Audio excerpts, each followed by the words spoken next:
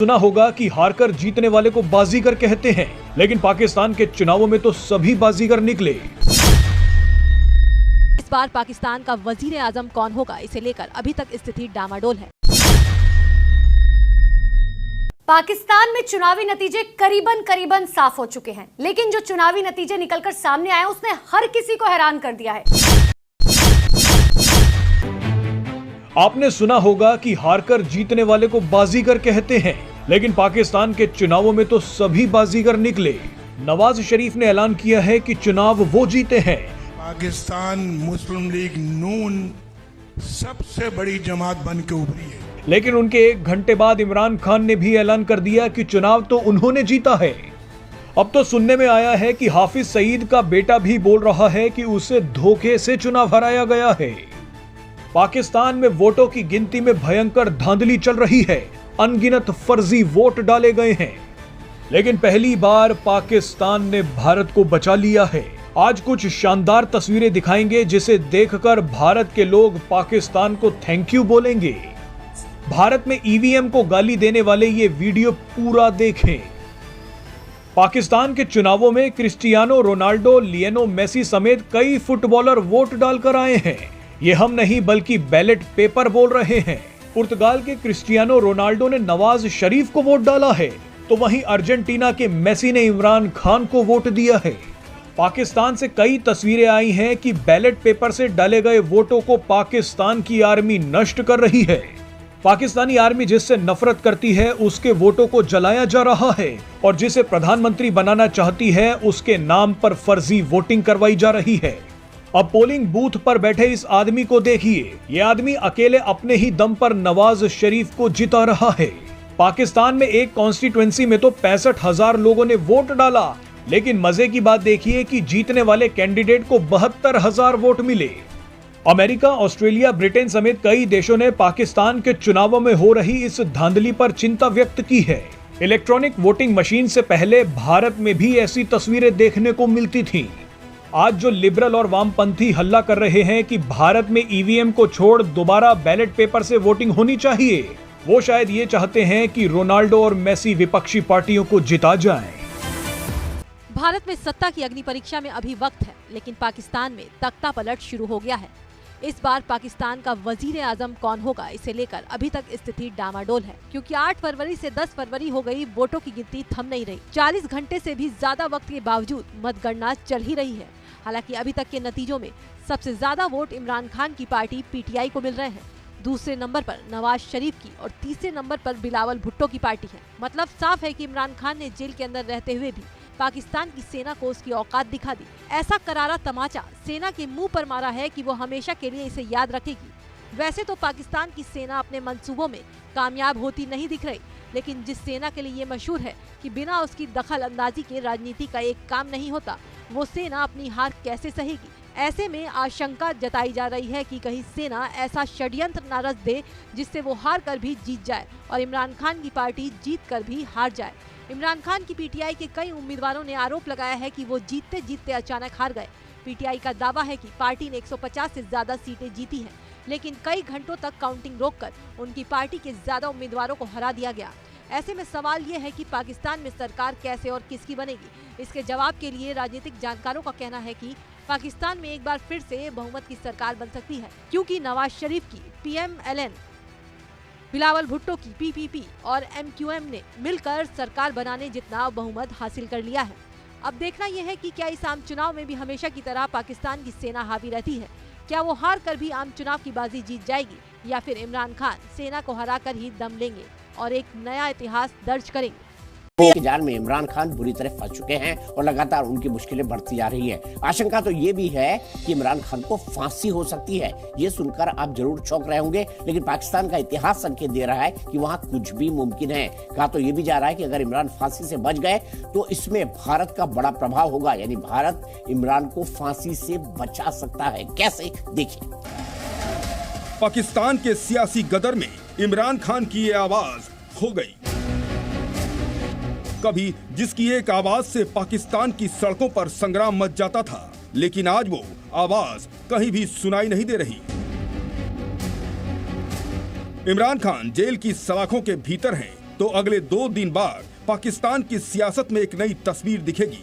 8 फरवरी को पाकिस्तान में आम चुनाव है और 24 करोड़ पाकिस्तानियों के एक वोट से पाकिस्तान में नई सरकार का गठन होगा, जब पड़ोसी मुल्क के आवाम की दशा और दिशा पाकिस्तान की नई हुकूमत तय करेगी।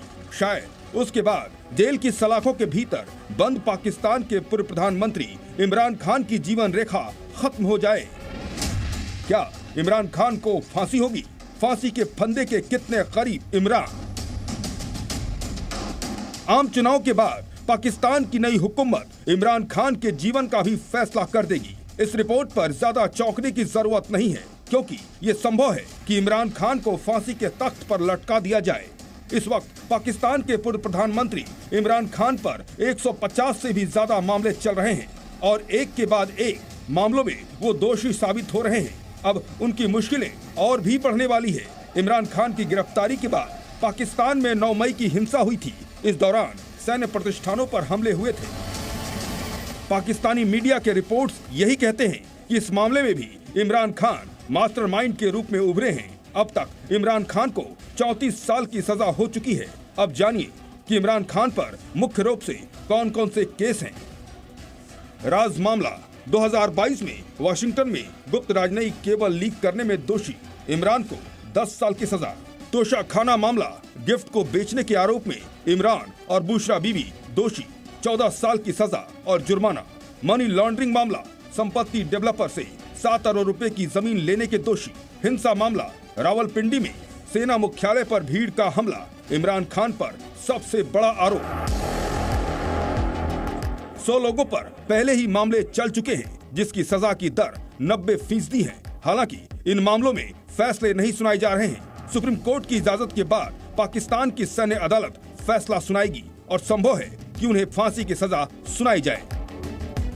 इन्हीं ने काफी सेना के खिलाफ बात की है, क्योंकि इनकी सपोर्ट बहुत है पब्लिक में, इसलिए अभी उनसे टच नहीं कर रहे हैं, उनसे बोल नहीं रहे केसेस। लेकिन ये है कि या तो फांसी देंगे या इनको हमेशा जेल में रखेंगे। दुनिया जानती है कि पाकिस्तान में चाहे प्रधानमंत्री कोई भी हो, लेकिन सरकार वहां की सेना चलाती है। वो जब चाहे तख्ता पलट देती है। इमरान के साथ भी वही हुआ। चूंकि मामला आर्मी की अदालत में है, तो पाकिस्तान का आर्मी एक्ट क्या कहता है उसे भी समझ लीजिए। पाकिस्तान में आर्मी एक्ट की धारा 59 में दोषी पाए गए व्यक्ति को मौत की सजा सुनाई जा सकती है। इमरान अगर आर्मी एक्ट में दोषी पाए गए तो उन्हें फांसी की सजा हो सकती है। पाकिस्तान के आर्मी एक्ट के क्लाउज डी की उपधारा 1 में उन लोगों पर मुकदमा चलता है जो पाकिस्तान के खिलाफ जंग छेड़ते हैं। देश के खिलाफ हथियार उठाने और सुरक्षा बलों पर हमला करना भी इसमें आता है। जाहिर है पाकिस्तान की आर्मी इमरान खान को छोड़ेगी नहीं, क्योंकि इस वक्त पाकिस्तान के आर्मी चीफ आसिम मुनीर है और मुनीर से इमरान खान की पुरानी दुश्मनी है और वो दुश्मनी इमरान खान पर इतनी भारी होने वाली है कि उन्हें फांसी की सजा से कोई बचा नहीं सकता। इनकी पुरानी दुश्मनी आर्मी चीफ की सेना से निकली। सेना को इन्होंने पूरी सेना को एक्यूज किया कि ये करप्ट है, इनएफिशिएंट है, ये डिलीवर नहीं कर सकती, ये ज़्यादा आज़ादी नहीं देती इलेक्टेड गवर्नमेंट्स को। इस तरह की इन्होंने बातें की। ये सारी समस्याओं का जड़ उन्होंने से करीबन साफ हो चुके हैं। लेकिन जो चुनावी नतीजे निकलकर सामने आए उसने हर किसी को हैरान कर दिया है, और हैरान इसलिए कर दिया है क्योंकि जेल में बैठे हुए इमरान खान के जो नेता हैं वो जीतते जा रहे हैं। अभी का आंकड़ा ये बताता है कि इमरान खान के जो सपोर्टिंग नेता है, जो निर्दलीय उम्मीदवार के तौर पर चुनाव में उतरे थे, कम से कम 48 नेता जीत चुके हैं। इतना ही नहीं, अगर दूसरी पार्टियों की बात करें, इसमें नवाज शरीफ, बिलावल भुट्टो की पार्टी है, वो फिलहाल पीछे चल रहे हैं। अब ऐसे में हर किसी के मन में यह सवाल आ रहा है कि जब जेल में बैठे हुए इमरान खान, तो आखिर ये नेता जीत कैसे जा रहे हैं? क्या इमरान खान की पॉपुलैरिटी इतनी ज्यादा है कि वो जेल में बैठकर भी लोगों के दिलों में राज कर रहे हैं?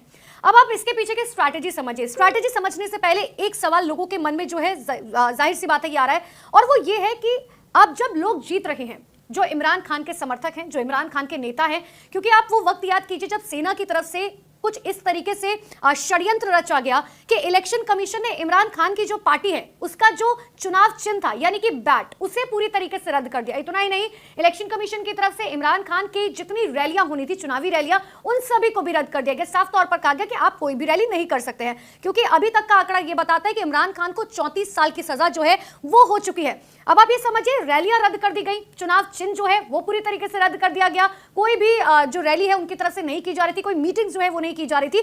लेकिन इन सब के बीच में आज जब चुनावी नतीजे सामने आए तो हर कोई हैरान रह गया कि भाई ऐसा क्या हो गया कि इमरान खान जो है वो अचानक से जीतने लग गए, लोगों के दिलों में राज करने लग गए।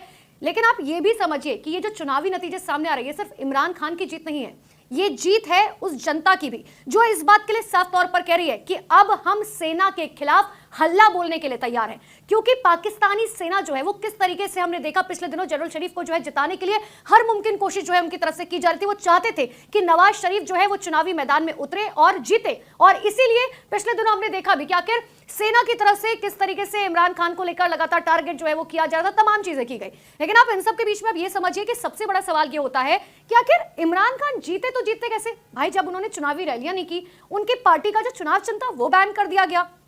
तो मैं आपको बताती हूँ, देखिए बड़ी आसान सी स्ट्रैटेजी जो है इमरान खान की तरफ से अपनाई गई, वो ये थी कि जो इमरान खान के जो नेता हैं वो उतर गए निर्दलीय उम्मीदवार के तौर पर। और अब जब वो निर्दलीय उम्मीदवार के तौर पर उतरे तो सबसे बड़ी बात क्या थी, वो थी अपनी आवाज जनता तक पहुंचाने के लिए। लेकिन क्या करते, इलेक्शन कमीशन ने तो मना कर दिया कि आप तो रैलियां कर नहीं सकते। फिर उन्होंने इस्तेमाल किया सोशल मीडिया का। जी हां, सोशल मीडिया के जरिए इमरान खान ने वर्चुअल रैली करनी शुरू की। और आप याद कीजिए वो वक्त जब पहली वर्चुअल रैली जो है इमरान खान की तरफ से की, उसमें वो नजर भी नहीं आते थे, सिर्फ उनका भाषण चलता था और भाषण में सिर्फ उनकी फोटो नजर आती थी और पीछे बैकग्राउंड में जो है वहां पर उनकी आवाज जो है वो साफ तौर पर सुनाई देती थी। जब उनकी पहली रैली हुई थी तो 1 लाख से ज्यादा लोग पहुंचे थे। अब आप ऐसे में समझिए कि उनके ऊपर जो कुछ भी बीत रहा है पाकिस्तान में, सेना की तरफ से जो कुछ उन्हें टारगेट किया जा रहा है, उन सभी बातों को लब्बो लबाब करके जो है इमरान खान अपनी रैलियों में इस्तेमाल कर रखे हैं। और इसी का नतीजा है कि जब आप चुनावी नतीजे सामने आए तो अब इन सब का लब्बो लबाब ये हुआ कि चुनावी नतीजे जीतते हुए इमरान खान नजर आ रहे हैं। लेकिन खैर कहा तो ये भी जा रहा है कि अब निर्दलीय उम्मीदवार जो है अब वो गले की फांस बन चुके हैं पाकिस्तानी सेना के। हालांकि ये भी कहा जा रहा है कि बंदूक की नोक पर जो है इमरान खान के ये जो नेता हैं, इन्हें किसी भी पार्टी के वोट करने के लिए जो है, मान लीजिए नवाज शरीफ की बात कर ले, बिलावल भुट्टो की बात कर ले, दोनों ही पार्टियों को जो है सपोर्ट करने के लिए बंदूक की नोक पर जो है पाकिस्तानी सेना कह सकती है। और अब ऐसे में वो भी कुछ नहीं कर पाएंगे अगर बंदूक की नोक पर ये सब किया जाता है। लेकिन आप इन सब का निष्कर्ष ये समझिए कि अब जब चुनावी नतीजे सामने आए तो एक बात तो साफ हो गई है कि पाकिस्तान के अंदर पाकिस्तान की जनता पाकिस्तान की सेना के खिलाफ खुलकर अब मोर्चा खोल चुकी है।